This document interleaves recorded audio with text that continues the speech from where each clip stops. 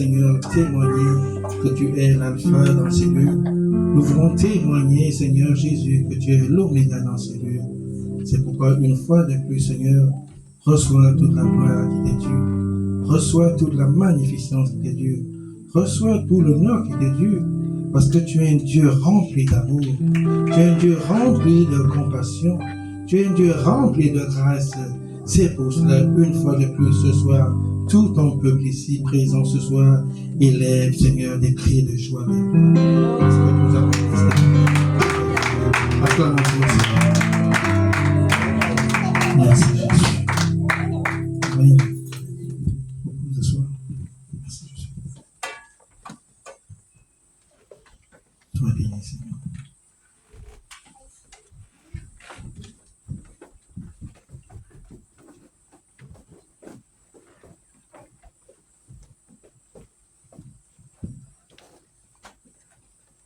Alléluia.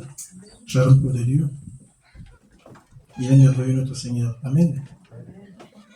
Il est vraiment glorieux. Parce qu'il nous aime. Alléluia. C'est un Dieu d'amour. C'est un Dieu de compassion. C'est un Dieu qui veut du bien pour ses enfants. Alléluia. Nous allons ouvrir nos Bibles dans le livre d'Exode. Exode 4, je vais dire le 1er au 5e verset. Moïse répondit au Seigneur, mais les Israélites ne voudront pas me croire, ni m'obéir. Ils me diront, le Seigneur n'était pas apparu. Le Seigneur lui demanda, que tiens-tu à la main? Un bâton. Alléluia. Jette-le à terre. Moïse obéit. Le bâton se transforma en serpent. Moïse s'en écarta vivement. Mais le Seigneur lui dit, avance ta main et saisis-le par la queue. Moïse avança la main et l'empoigna. Le serpent redevint un bâton dans sa main. Le Seigneur dit, voilà de quoi convaincre les Israélites que je te suis apparu, moi, le Dieu de leur ancêtre, le Dieu d'Abraham, le Dieu d'Isaac et le Dieu de Jacob. Acclamons la parole de Dieu.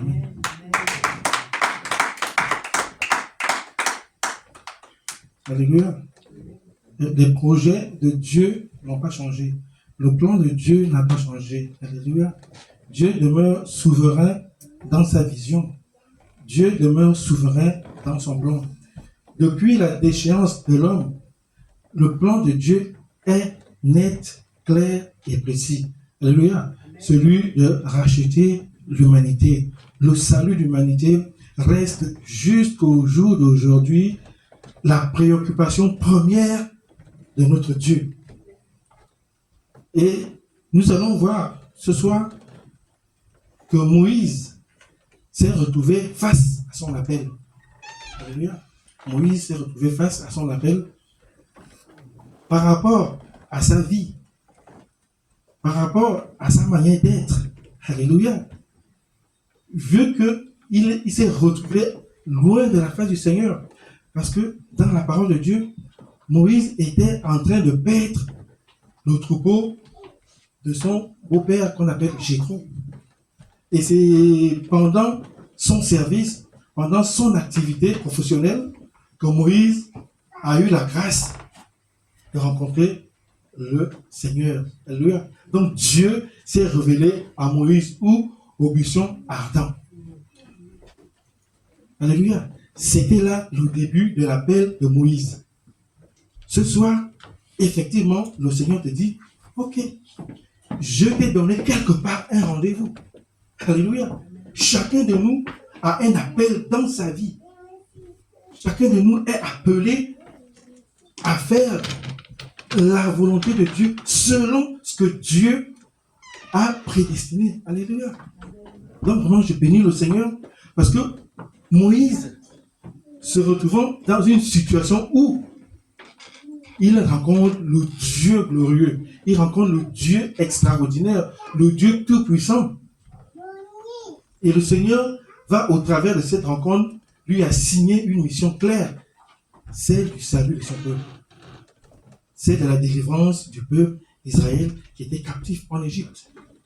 Donc, au jour d'aujourd'hui, les plans de Dieu, comme je dis, n'ont pas changé. La vision de Dieu, c'est de faire du peuple d'Israël son peuple. La vision de Dieu, c'est de faire de nous ses enfants. Alléluia. Donc, il y a ceux-là qui sont élus l'élection par le cœur de Dieu, et là qui sont là élus par la grâce de Dieu. Donc, ce qui est important de comprendre ce soir, c'est que dans ta vie, il faut que tu réalises qu'il y a un appel. Parce que nous vivons, bien aimés, sans prendre conscience de cela. Quand même bien nous sommes enfants de Dieu, nous voyons que Moïse a été choisi depuis par le Seigneur, mais à un moment donné, Moïse se retrouvait à mener sa vie. Moïse se retrouvait à faire sa vie. Alléluia. Il avait ses projets. Il voulait épouser la femme de Jéthro. Il avait ses projets. Il voulait avoir un troupeau. Il voulait acquérir de l'aisance matérielle. Mais Dieu étant Dieu, Dieu s'est révélé à lui. Donc je veux te dire ce soir que quel que soit ce que tu fais, quelle que soit la condition à laquelle tu te trouves, quel que soit ce que tu es en train de vivre, il faudrait que tu prennes conscience qu'il y a un appel de Dieu dans ta vie. Alléluia, il y a un appel de Dieu dans ta vie. Et cet appel, le Seigneur a à cœur de pouvoir le matérialiser. C'est vrai que nous marchons généralement par la vue, mais Moïse n'avait pas réalisé la grandeur de la vision qui était sienne. Moïse n'avait pas réalisé la grandeur de sa mission. C'est pourquoi il va dire au Seigneur, mais Seigneur, tu m'envoies annoncer ta parole, tu m'envoies libérer ta parole, mais ce peuple ne va pas me croire.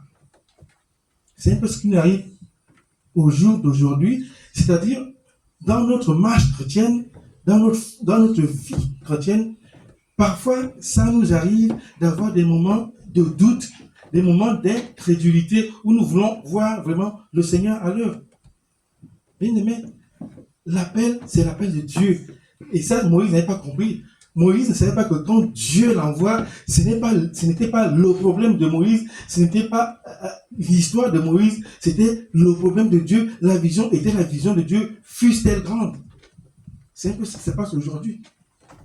Dieu nous appelle, c'est vrai, à des grandes choses, mais nous regardons ces grandes choses sur le plan matériel, sur le plan palpable, sur le plan visuel. Or que, en fait, la dimension de la grandeur de la vision de Moïse était sur le plan spirituel. Alléluia. Je bénis le Seigneur.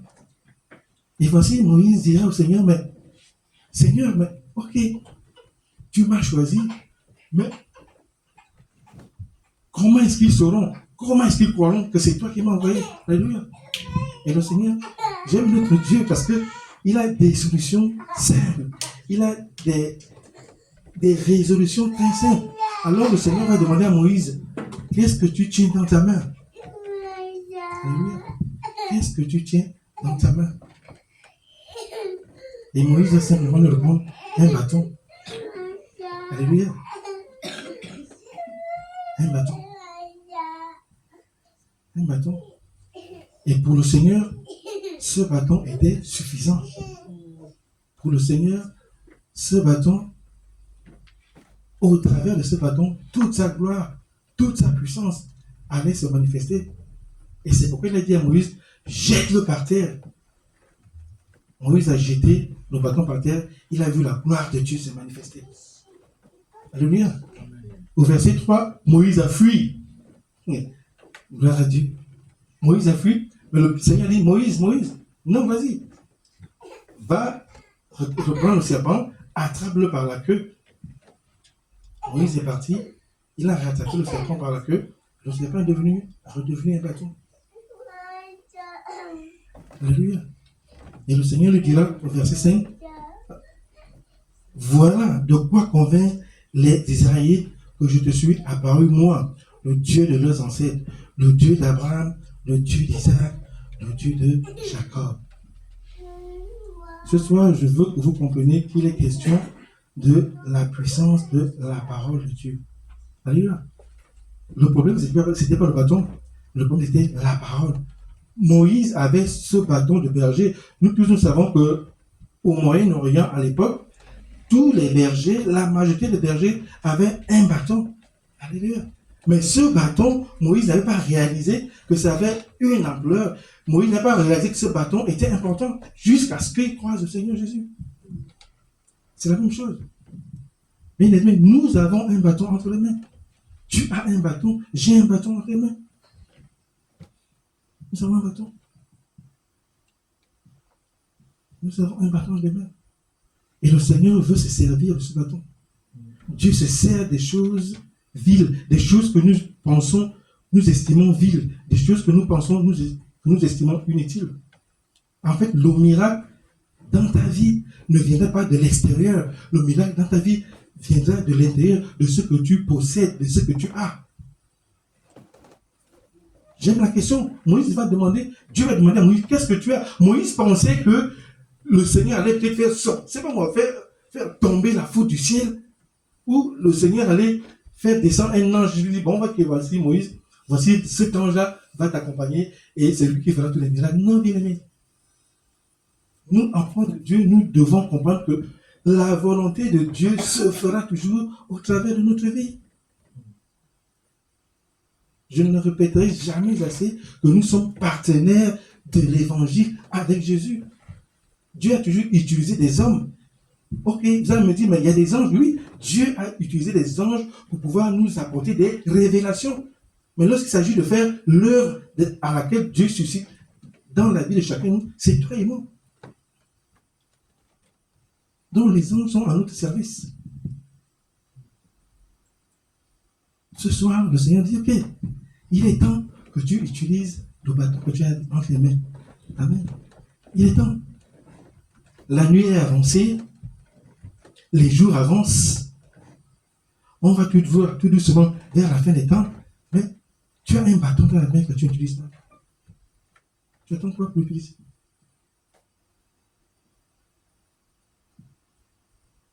Et nous tous, nous savons que lorsque Moïse est parti avec le bâton. Nous savons tout ce qui s'est passé en Égypte. C'est avec ce bâton que le peuple de Dieu a été délivré. C'est avec ce bâton que Moïse a fait tous les miracles possibles. Donc Dieu veut se saisir ce soir du bâton que tu as entre les mains. Alléluia.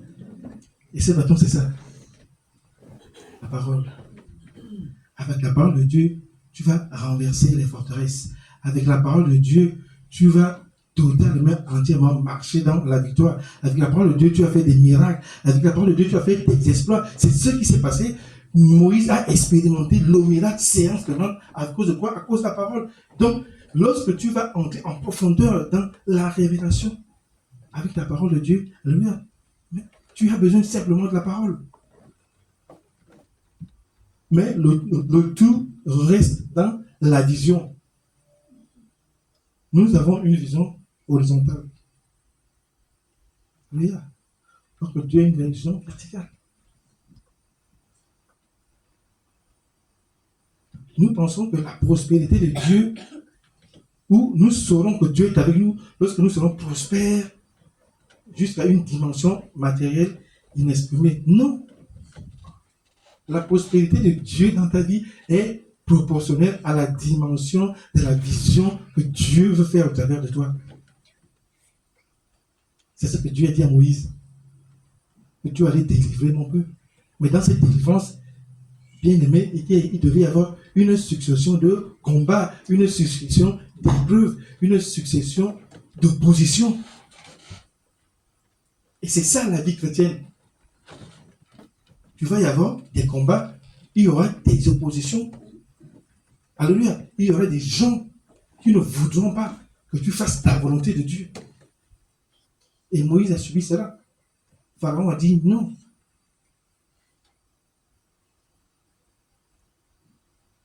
Mais avec le bâton, alléluia, tu vas faire des exploits.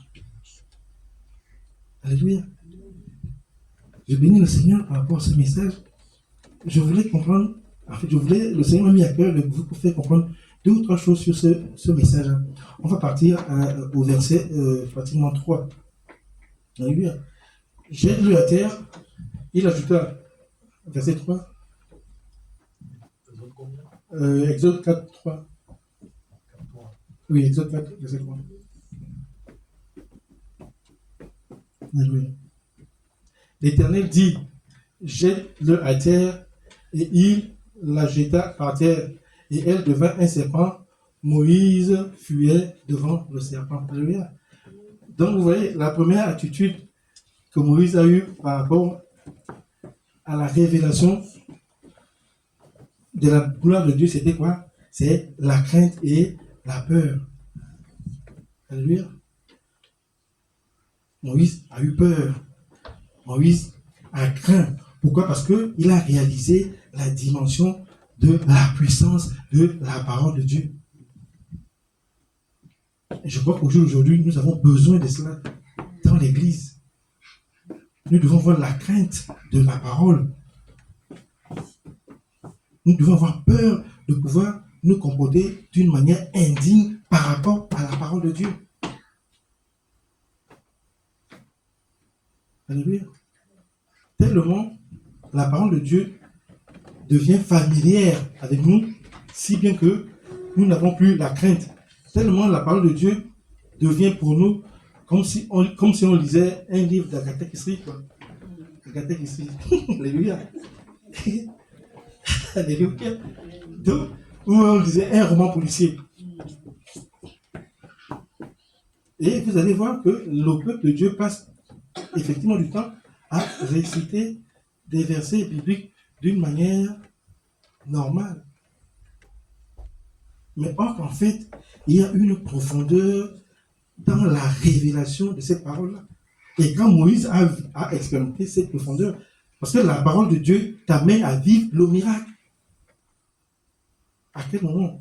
Lorsque tu vas avoir de la révérence par rapport à cette parole, tu vas avoir de la crainte par rapport à cette parole. Et avoir la crainte, c'est quoi? C'est lorsque tu lis une parole bien aimée, cette parole est censée nous recadrer, cette parole est censée nous encourager, cette parole est censée nous orienter. Lorsque le Seigneur se manifeste dans sa parole et que nous prenons compte, mais nous ne pratiquons pas.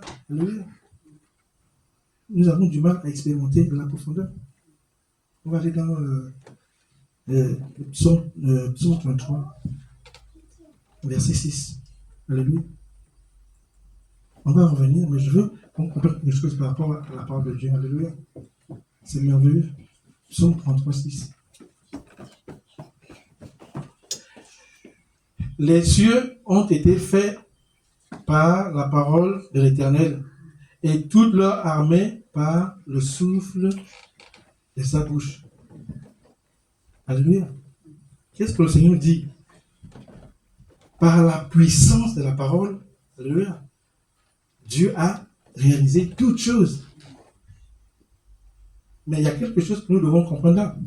Le Seigneur dit, et toute leur armée par le souffle de sa bouche.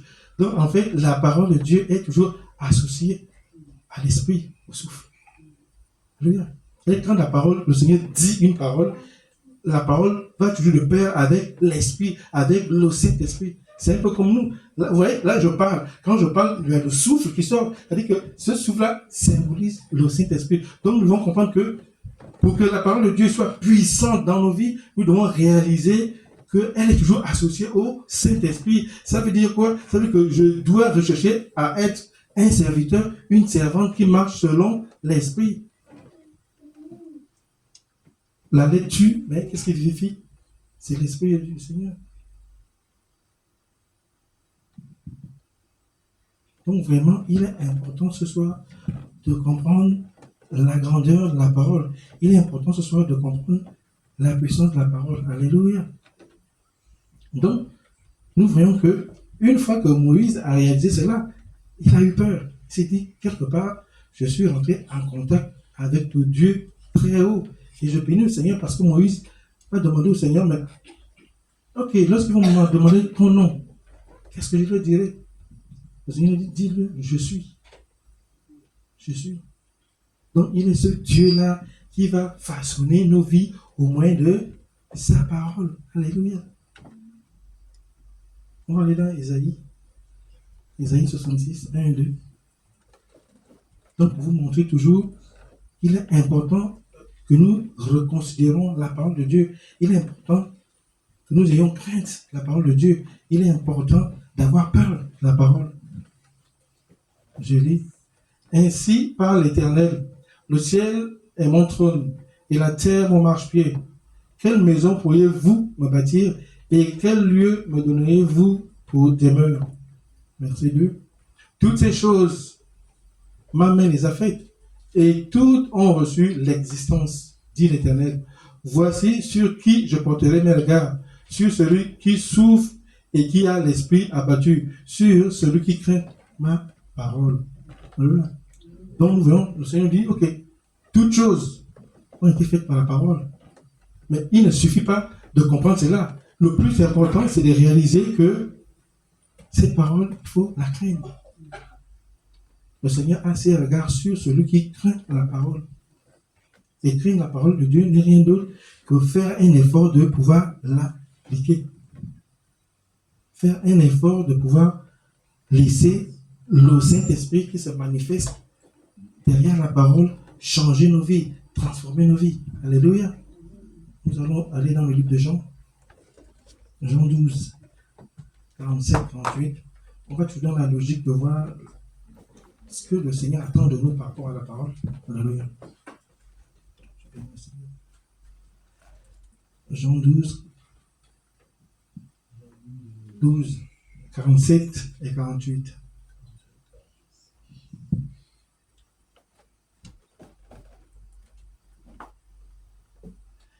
Si quelqu'un entend mes paroles et ne les garde point, ce n'est pas moi qui le jugera. Car je suis venu non pour juger le monde, mais pour sauver le monde. Verset 48. Celui qui me rejette et qui ne reçoit pas mes paroles a son juge. La parole que j'ai annoncée, c'est elle qui le jugera au dernier jour. Acclamons la parole de Dieu. Alléluia. Donc, regardez un peu la dimension de la parole. Le Seigneur Jésus dit, moi, je ne suis pas venu pour juger le monde. Alléluia. Je suis plutôt venu sauver le monde. Mais prenez conscience d'une chose. La parole que vous lisez tous les jours, la parole que vous méditez tous les jours, c'est cette parole qui sera votre juge. Nous tous, nous serons appelés devant le Seigneur, mais, alléluia, par rapport à la parole de Dieu. Comment est-ce que nous avons pris soin de la parole de Dieu? Quelle a été l'importance que nous avons accordée à cette parole? Combien de temps avons-nous passé dans la parole? Combien de temps avons-nous cherché la révélation de Dieu dans la parole? Combien de temps avons-nous cherché à accomplir la volonté de Dieu dans nos vies au travers de la parole? Et il y a même des jugements de Dieu qui sont dans la parole que nous devons pratiquer.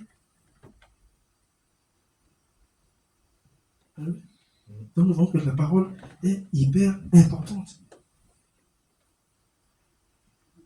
Le Seigneur nous dit, c'est ce bâton que vous avez dans la main qui vous jugera. C'est pas moi. Il y a pas un micro. C'est bon, j'avais pas ton micro.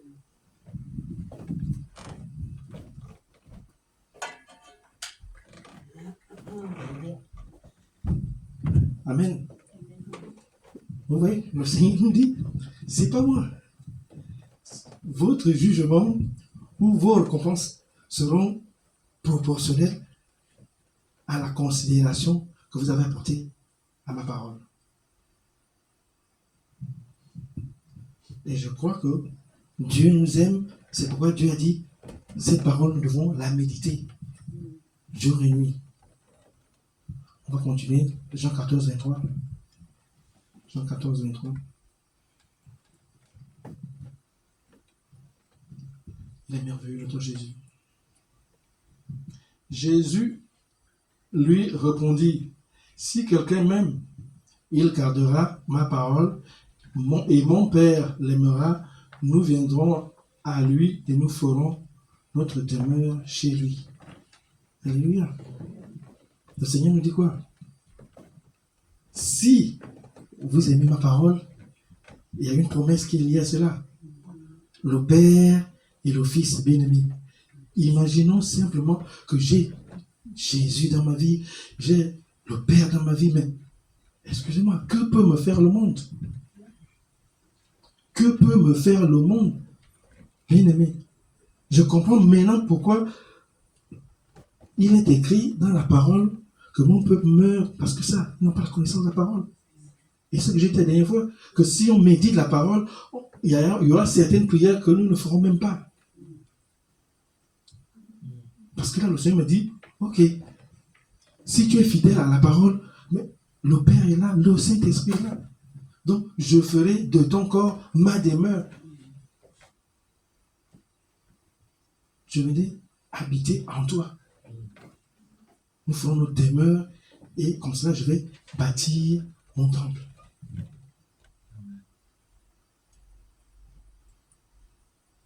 Alléluia. N'est-ce pas merveilleux?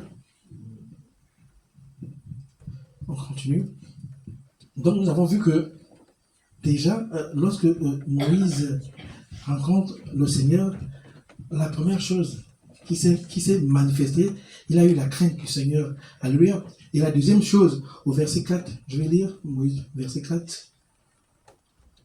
Mais le Seigneur lui dit, avance ta main et saisis-le par la queue. Moïse avança la main et l'empoigna, le serpent redevint un bâton dans sa main. Alléluia. La deuxième chose qui s'est passée lors de la rencontre de Moïse avec le Seigneur, de cette courte rencontre, alléluia. Dieu a demandé à Moïse de quoi? De saisir le bâton par la foi. Moïse, nous avons conscience que Moïse a fui, alléluia. Mais le Seigneur dit non, Moïse retourne. Va saisir le bâton. Alléluia. Donc, une fois que nous avons réalisé que la parole de Dieu est quelque chose de primordial, la parole de Dieu est quelque chose d'important, quelque chose de saint, quelque chose qui va changer notre vie, la deuxième chose que nous devons faire, c'est saisir cette parole par la foi. Et qu'est-ce qu'on va saisir dans la foi? Les promesses. Parce que quoi? Dieu nous dit, c'est cela. Saisissez la parole. J'aime bien l'acte. Il y a aussi un acte qui est important que nous devons voir là-dedans, c'est l'obéissance. Parce que, normalement, une personne aurait pu dire, ah non, non, mais Seigneur, en plus, par la queue, mais si je le tiens par la queue, il va se retourner, il va me mordre. Mais Moïse a été obéissant. Donc, la deuxième chose à faire, mes bien-aimés, nous devons mettre notre foi sur les promesses qui sont dans ces paroles. Pourquoi? Parce que nous sommes des êtres spirituels. Notre cité, elle est céleste. Notre vie, elle est céleste. Notre combat est céleste. Notre vision est céleste. Et la vision céleste, c'est quoi? C'est le rachat de l'humanité. Moïse était là pour aller racheter le peuple de Dieu. Vous et moi, Dieu nous appelle pour aller racheter l'humanité. Mais Dieu ne nous laisse pas seuls. Dieu va utiliser le bâton qu'il a mis en nos mains, la parole.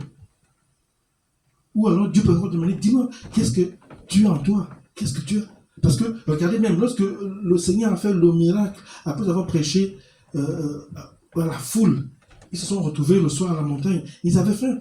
Mais le Seigneur a utilisé ce qu'ils avaient. Donc Dieu va te demander, qu'est-ce que tu as? Ok. Bon. J'aime caricaturer. Donc disons que Seigneur, ça fait quand même longtemps que je lis ta parole. Bien, ta parole, je ne la médite pas. Mais le Seigneur dit, ok, d'accord, tu ne médites pas, mais je sais que tu as quelque chose d'autre que tu peux utiliser, que je peux utiliser. Qu'est-ce que tu as? Le Seigneur dit, mais la foi. Alléluia. On ne peut pas s'approcher de Dieu si on n'a pas la foi. Donc la foi, c'est le deuxième instrument que Dieu peut utiliser dans ta vie. Et Moïse a eu foi. C'est pourquoi il est allé attraper le serpent. Moïse n'a plus confiance dans la parole. C'est pourquoi il demandait, Seigneur, mais ils vont me dire ci, ils vont me dire ça. Ok, le Seigneur a dit, mais t'inquiète, la parole, tu vas tout faire avec cette parole. Puisque je suis dans la parole. Mais il faut que tu élèves une autre dimension, ta foi. Donc nous avons besoin de la parole et nous avons besoin d'élever notre dimension dans la foi de la parole. Alléluia. Pourquoi nous allons le voir tout à l'heure, alléluia. Nous allons lire Psaume 149, verset 5 à verset 9, pas du verset 5.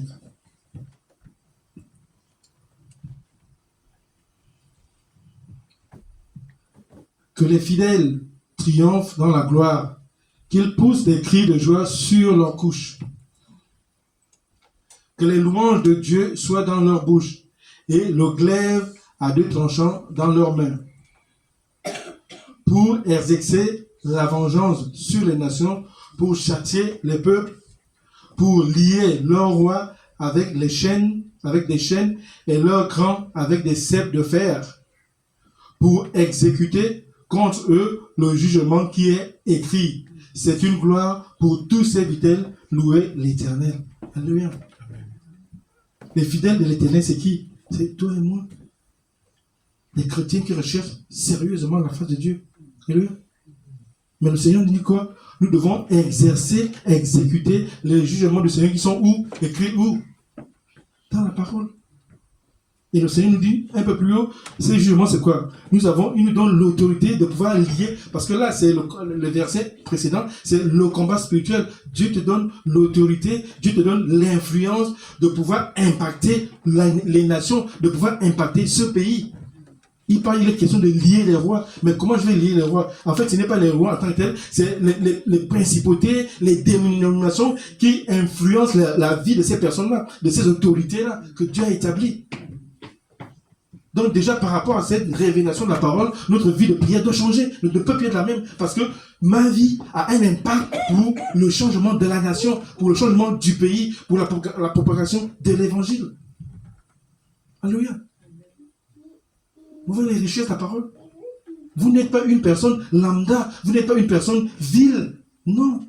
Vous avez de la valeur aux yeux de Dieu, vous avez un prix aux yeux de Dieu, comme Moïse avait un prix aux yeux de Dieu. Pourquoi? Parce que derrière la vie de Moïse, Dieu avait un but à atteindre. Derrière ta vie, Dieu a un but à atteindre. Dieu a un but à atteindre. Tu n'es pas vil.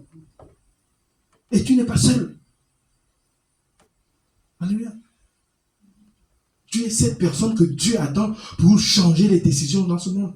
Tu es cette personne que Dieu attend pour changer les décisions dans ta famille, pour changer les décisions dans ta vie, pour changer les décisions dans la vie des gens qui t'entourent, pour changer la vie des décisions dans les nations.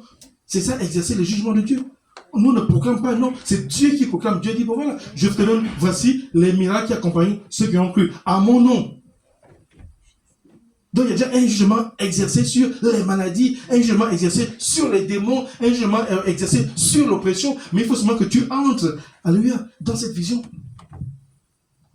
Et ça, c'est la vision de Dieu. Rendre libres les opprimés. Et la parole de Dieu déclare, quand le Fils t'a franchi, tu es réellement libre. Il t'a franchi avec quoi? La parole, avec le bâton. Le bâton, le bien-aimé. Nous continuons, Ésaïe 55, 10 et 11. Nous tous, nous connaissons ces versets-là. Mais c'est un verset puissant, mes bien-aimés. C'est un verset que j'aime proclamer dans ma vie. Ésaïe 55, verset 10, 11. Je lis la parole de Dieu. Comme la pluie et la neige descendent des cieux et n'y retournent pas sans avoir arrosé, fécondé la terre et fait germer les plantes, sans avoir donné de la semence au semeur et du pain à celui qui mange. Ainsi en est-il de ma parole qui sort de ma bouche. Elle ne retourne point à moi sans effet, sans avoir exécuté ma volonté et accompli mes desseins. Waouh! Alléluia! N'est-ce pas merveilleux? N'est-ce pas merveilleux? Quand je prends la parole de Dieu, je saisis par la foi le Saint-Esprit et je proclame cette parole. La Bible me dit que la parole que j'ai proclamée avec foi, le Saint-Esprit agira de telle sorte que les desseins de Dieu s'accomplissent. Amen. N'est-ce pas merveilleux? Le Saint-Esprit est là pour amener la révélation de la parole concernant Christ. Et ce soir, le Seigneur dit, investis-toi dans la parole. Parce qu'il y a des bienfaits. Il y a des bienfaits, bien aimés. Il y a des bienfaits. Ta responsabilité est engagée. Alléluia. Ta responsabilité est engagée. Parce que nous devons proclamer des choses dans la vie des gens. Et la seule chose que nous pouvons proclamer, c'est la parole. C'est bien de prier, c'est bien d'intercéder, mais le Seigneur dit, nous devons aussi la proclamer. Pourquoi? Parce que la parole proclamée va exécuter les desseins du Seigneur. La parole proclamée va accomplir la volonté du Seigneur. La parole proclamée ne va jamais retourner sans effet. Pourquoi? Parce que c'est la parole de Dieu. Dieu n'est pas un homme pour mentir, ni le fils d'un homme. Quand il dit une chose, elle s'accomplit. S'il dit que sa parole exécute ses desseins, c'est que sa parole exécute ses desseins. C'est à nous de saisir cela et d'utiliser cela. L'Église doit utiliser la parole de Dieu. L'Église doit comprendre la vision de Dieu. L'Église doit comprendre qu'ils sont là parce que Dieu veut faire d'eux des servantes, des serviteurs qui seront là pour être envoyés. Envoyés. Dieu ne nous a pas appelés à être statiques. J'aime bien ce passage. Et j'aime encore nettement l'autre passage. J'aime bien quand le Seigneur dit, allez, allez, faites des nations. Et j'aime encore mieux l'autre passage. Là, le Seigneur dit, Père, comme tu m'as envoyé moi aussi je les ai envoyés dans le monde. Bien aimé, tu es appelé parce que tu as une mission dans le monde. Tu as une mission à accomplir. Le Seigneur te dit, voilà, c'est toi qui es la lumière du monde. C'est toi qui as la solution du monde. Mais est-ce que tu réalises cela? Qu'au jour d'aujourd'hui, le monde est stagné. L'ennemi est à l'œuvre d'une manière extraordinaire. Mais que faisons-nous, Église? Nous avons la parole. C'est avec la parole que Moïse est allé délivrer le peuple d'Israël. Mais cette parole n'a pas changé. Il est le même hier, il est le même aujourd'hui et demain éternellement. Sa parole est la même hier, elle demeure la même aujourd'hui et éternellement. C'est pourquoi il dit à Moïse, je suis. Il n'y a pas de passé, je suis. La parole du Seigneur est je suis. Je présente, je suis. Je suis là pour accomplir mes desseins. Bien aimés, réalisons toujours cela que nous sommes des partenaires pour la gloire de Dieu. Moïse n'a pas réalisé ça. C'est vrai que Moïse était chez son beau-père, comme je dis, il était chez Jéthro. Moïse était en train de perdre le troupeau de Jéthro parce qu'il savait que quand je vais épouser la fille de Jéthro, bon, je vais avoir une partie du troupeau. Donc Moïse était un tout petit peu en train de travailler pour lui. Et Moïse était en train de travailler pour ses projets. Moïse était en train de travailler pour ses ambitions. Il avait sa vision en lui de la vie. Et c'est ce que nous faisons aujourd'hui. Nous avons notre vision de la vie, malgré que nous sommes à l'église, malgré que nous sommes enfants de Dieu, malgré tout que nous avons déjà croisé Jésus au buisson ardent. Alléluia. J'aime le Seigneur, alléluia. On va lire Matthieu 24, 14.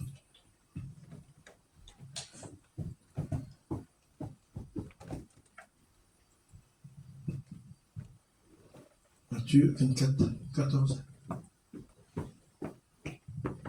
Je lis la parole de Dieu.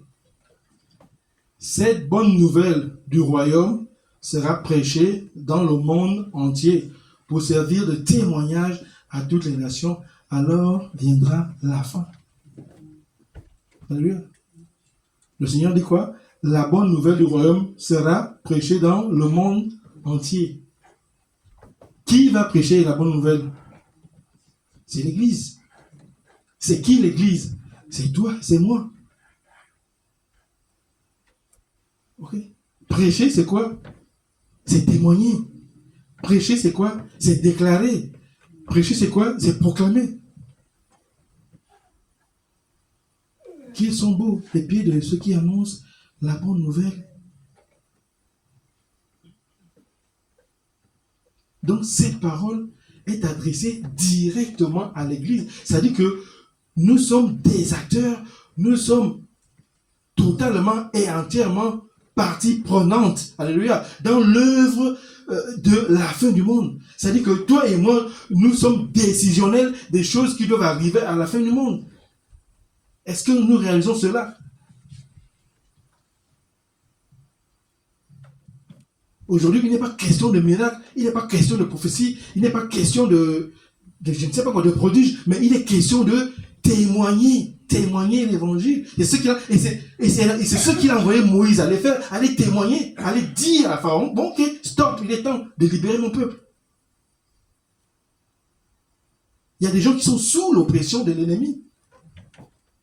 Nous avons des collègues, des amis, de la famille, des indigents, des orphelins, des orphelines qui sont sous l'emprise de l'ennemi. Mais ils n'attendent que qui? Que l'Église.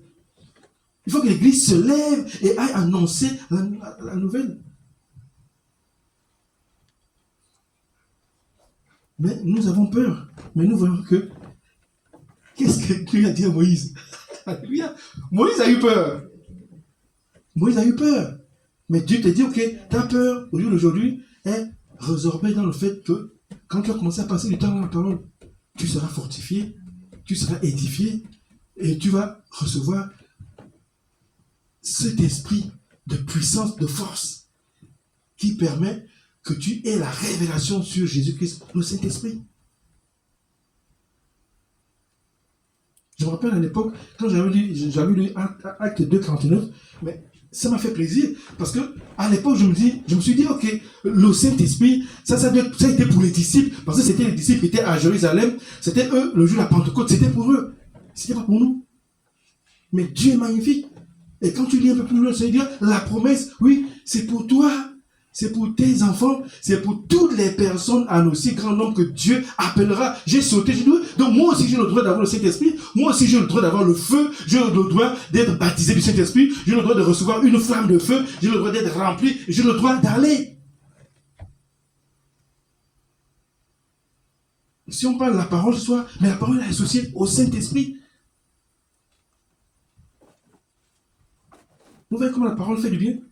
C'est là que j'ai sauté, je me suis approprié de la promesse du Saint-Esprit, et depuis là, j'aime le Saint-Esprit. Saint-Esprit, sans toi, j'ai toujours besoin d'implorer la grâce du Saint-Esprit. Je recherche toujours la révélation du Saint-Esprit. Je cherche toujours la communion avec le Saint-Esprit. C'est vrai qu'à l'époque, on avait plus mis de l'affection, l'amour sur le Seigneur Jésus. Mais toi, le Saint-Esprit, ok, on connaissait le Saint-Esprit, mais on ne savait pas, on n'a pas pu considérer le Saint-Esprit comme étant vraiment la troisième personne de la divinité. Dieu le Père, Dieu le Fils, Dieu l'Esprit. Le Saint-Esprit a besoin d'être tout aussi chéri, quand chéri le Seigneur Jésus, tout aussi aimé. Et encore même plus, parce que c'est le Saint-Esprit qui est maintenant avec nous. Le Seigneur Jésus est parti. Il est allé nous préparer des places. Alléluia. Nous ne sommes pas citoyens de ce monde. Nous ne sommes pas citoyens de ce monde. Mais nous ne sommes pas citoyens de ce monde. Arrêtons de nous attacher à ce monde. Arrêtons. Nous ne sommes pas citoyens de ce monde. Je m'appuie sur la parole. Jésus a dit, dans la maison de mon Père, il y a beaucoup de place. Bien aimé, si, et il le dit bien, si ce n'était pas ainsi, je ne vous l'aurais pas dit. Donc nous n'appartenons pas au monde. Arrêtons de faire comme Moïse, mettre l'accent sur notre aisance, sur notre bien-être. Ce soir, le Seigneur cherche des femmes, des hommes décidés qui se lèvent dans la prière, qui se lèvent dans la méditation de la parole, qui se lèvent dans la mission, c'est de pouvoir aller gagner des âmes, aller proclamer l'évangile. J'ai toujours dit que, moi c'est ça, c'est ma conviction. En tant qu'enfant de Dieu, né de nouveau, alléluia, je suis appelé à être missionnaire. Il faut que je sois missionnaire. Parce que Jésus était missionnaire. C'est notre modèle. Jésus n'est pas resté à Jérusalem, il n'est même pas resté à Bethléem ou à Nazareth. Non, il était missionnaire. Nous devons être missionnaires. J'ai la conviction que l'Église est missionnaire. Nous sommes là pour aller porter l'évangile, aller porter la parole. C'est là où nous allons voir le bâton s'est transformé en serpent. Et le serpent a devenu le bâton. Alléluia. Le miracle se passe lorsqu'on décide d'aller. Mais j'ai foi en Dieu. Que Dieu fait des grandes choses au milieu de nous. Dieu a une grande vision, mes bien-aimés, au milieu de nous. Ça, je vous l'atteste. Dieu a une grande vision au milieu de nous. Vous avez vu, non? Moïse et Dieu. Le problème, c'était qui? C'était Moïse. Et c'était pas Dieu. Alléluia. Moïse et Dieu, le problème, c'était pas Dieu. Dieu et nous, le problème, c'est pas Dieu, c'est nous. Et la vision de Dieu n'a pas changé. Le problème de vision, c'est pas Dieu, c'est nous. Alléluia. Donc vraiment ce soir, mon cri de cœur, ma supplication, ma prière, c'est que nous réalisons simplement, la vision de Dieu n'a pas changé. Le salut est la vision de Dieu. Et c'est une vision glorieuse, c'est une vision grandiose, c'est une vision surnaturelle. Ce n'est pas une vision terrestre. Et que les deux, toi et moi, nous sommes des instruments entre les mains de Dieu. De la même manière que Dieu a eu besoin de Moïse pour accomplir sa volonté, Dieu a besoin de toi. Si tu es là parce que Dieu va accomplir sa volonté au travers de ta vie.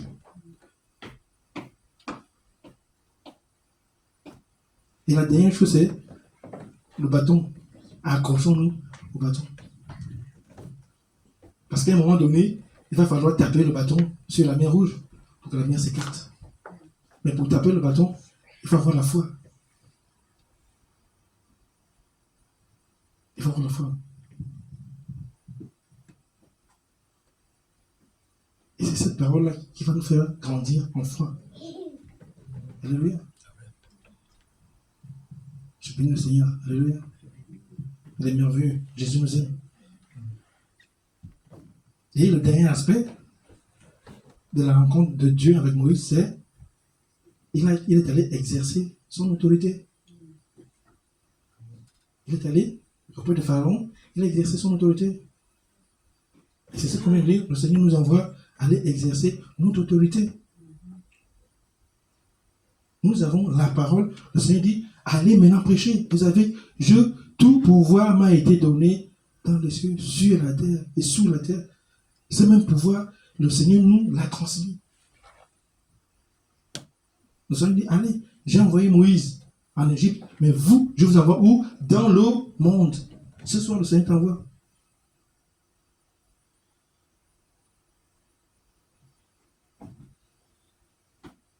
Et toute cette semaine, je bénis le Seigneur, j'ai vraiment vu qu'il y avait un besoin énorme.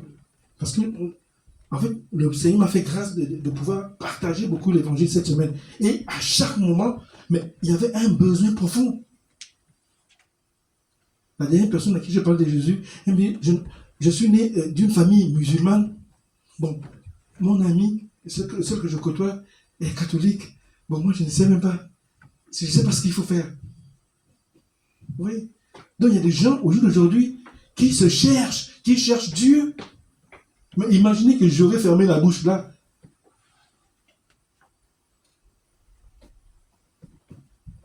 J'ai profité d'annoncer l'évangile. Il y a une autre maman, 92 ans, elle m'a dit vraiment, les anesthésistes ont dit que on ne peut plus m'opérer, on ne peut plus m'opérer du cœur à cause de mon âge. Donc là, on fait dans une pente descendante. Allez, je vais tout doucement attendre le jour de mort. Mais c'est là que le Seigneur a permis quand je prie avec elle. J'ai prié avec elle dans l'ambulance. Après, j'ai déposé, comme elle était hospitalisée à Port-Vert. Et une semaine après, je me rappelle, je passais, elle me voit, parce qu'elle m'appelle. Elle me dit non, là, reviens l'anesthésiste. L'anesthésiste a dit que c'est possible. Là, ils vont m'opérer. Elle m'a dit, s'il vous plaît, continuez à prier pour elle. Donc, c'est la dame qu'on a prié pour le mardi, là. Donc, vous voyez, il y a du besoin. Et là aussi, j'ai profité d'annoncer l'amour de Jésus. Donc, imaginez ces deux personnes qui se sont retrouvées à côté de moi. Si je suis resté dans mon coin, je n'aurais jamais entendu parler de l'amour de Jésus. Alléluia. Donc, en conclusion, mes bien-aimés, gardons ce verset en tête. Serrons-le dans notre cœur. Alléluia. Serrons-le dans notre cœur. Le Seigneur dit, cette bonne nouvelle sera prêchée. C'est-à-dire qu'il faudrait que la dernière personne qui doit entendre parler du salut l'ait entendu pour qu'il y ait la fin du monde. Combien de personnes rencontrez-vous par jour? Combien de personnes côtoyez-vous? Combien de personnes avez-vous comme amis, comme contact?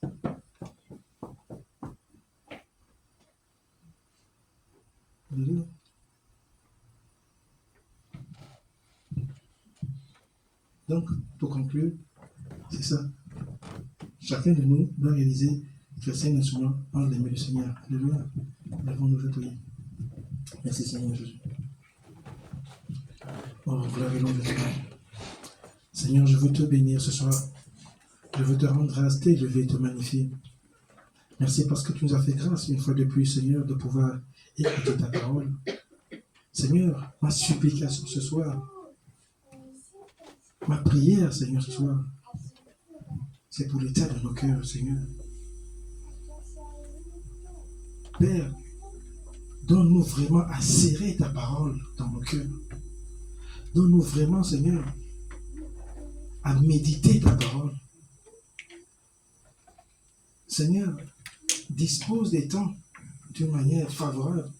Dispose des circonstances d'une manière favorable. Afin que, Seigneur, ce livre, la loi, nous puissions le méditer jour et nuit, Père, pour pouvoir en jouir des bénédictions qui y sont affilées. Seigneur, que cette parole soit une lampe à nos pieds. Que cette parole fasse de nous des instruments entre tes mains. Comme tu as envoyé Moïse en Égypte, Seigneur, tu nous envoies prêcher la bonne nouvelle dans le monde. Nous sommes conscients d'une chose, Seigneur, que nous ne sommes pas seuls. Nous sommes conscients d'une chose, Seigneur, que le Saint-Esprit est avec nous. C'est pourquoi, Seigneur, nous avons besoin du Saint-Esprit. Nous avons besoin d'être visités par le Saint-Esprit ce soir. C'est pourquoi, Saint-Esprit, toi qui es un esprit de feu, parce que la parole de Dieu déclare que le jour de la Pentecôte, il y a eu un vent impétueux, des langues de feu apparues, Seigneur.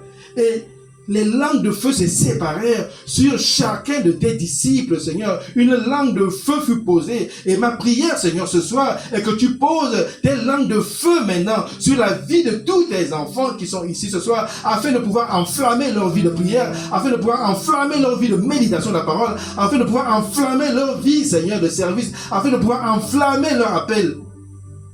C'est toi qui as appelé Moïse, Seigneur.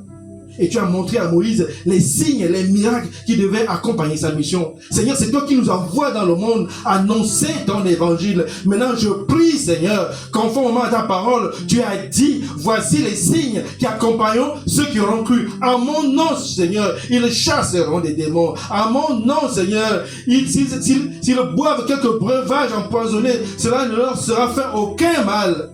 Oh Jésus. C'est toi qui es omnipotent, c'est toi qui es omniscient. Fais de nous, Seigneur, des missionnaires. Fais de nous, Seigneur, des instruments entre tes mains. Viens enflammer nos vies, Seigneur. Suscite des réveils dans nos vies. Suscite une sensibilité par rapport à ta parole. Suscite une sensibilité par rapport, Seigneur, à ta vision. Suscite une sensibilité, Seigneur, par rapport à la volonté de la vie de chacun d'entre nous. Si nous sommes là, Seigneur, c'est parce que tu nous as appelés à dessein. Si nous sommes là, Seigneur, parce que tu veux agir dans la vie de chacun d'entre nous, conformément à tes desseins, Seigneur. Et je prie, Seigneur, que ta parole dans la vie de chacun de tes enfants, Seigneur, ne retourne pas à toi sans pouvoir accomplir tes desseins dans leur vie. Au nom puissant de Jésus. Au nom puissant de Jésus. Tu as dit, Seigneur, que tu bâtiras ton église. Et la parole de Dieu déclare que notre corps est le temple du Saint-Esprit. Donc je remets ton peuple ici présent entre tes mains, Seigneur. Toi qui es le potier, Seigneur, voici l'argile de tes mains. Viens bâtir, Seigneur, ce temple. Bâtis leur vie, Seigneur. Tu sais quels sont leurs manquements. Tu sais quelles sont leurs attentes. Tu sais quels sont leurs soucis. Tu sais quels sont leurs besoins. Mais ma prière, éternel Dieu des armées, est que tu puisses bâtir ton temple conformément à ta parole et que les portes de l'enfer, Seigneur, ne prévalent dans la vie d'aucun d'entre eux, que ce soit sur le plan spirituel, que ce soit sur le plan matériel, que ce soit sur le plan scolaire, que ce soit sur le plan financier, que ce soit sur le plan relationnel, au nom puissant de Jésus. Oui, Seigneur, sois béni encore, Seigneur, ce soir. Sois encore élevé. Oui, Seigneur Jésus, sois élevé. Parce que tu n'es pas un homme. Tu n'es pas un homme, Jésus. Tu n'es pas un homme. Merci pour ta parole ce soir. Merci pour ton peuple ici présent. Bénis-les, Seigneur. Bénis-les, la bénédiction d'Abraham. Oui, Seigneur, tu as dit que nous serons toujours la tête. Oui, Seigneur, tu as dit que quand tu ouvres une porte, Seigneur, ouvre la porte et que personne ne peut fermer. Ouvre, Seigneur, ouvre les portes. Au nom puissant de Jésus. Gloire et louange à toi, Seigneur. C'est dans le merveilleux et glorieux nom de Jésus que nous avons prié. Amen.